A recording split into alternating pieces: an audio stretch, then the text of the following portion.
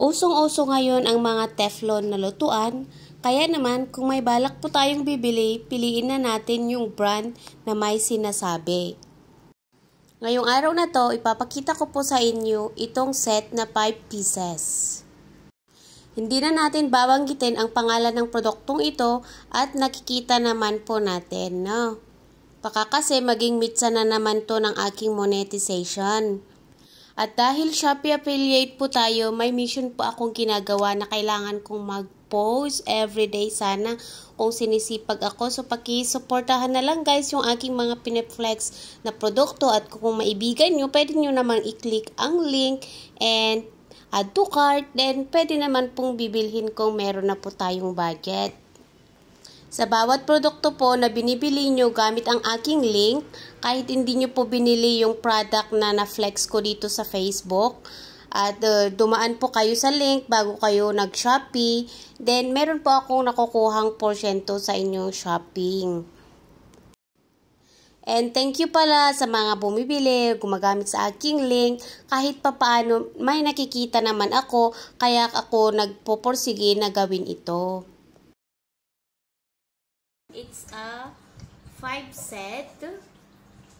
Yung dalawang maliliit pala na saucepan, wala palang takip to. Yung isa lang na malaki. Sa totoo lang po, matagal ko na po itong nabili at ito na din yung ginagamit ko sa araw-araw kong pagluluto sa loob ng 3 taon. Kaya babalikan po natin ang itsura ng mga ito pagkatapos po ng mahabang 3 years.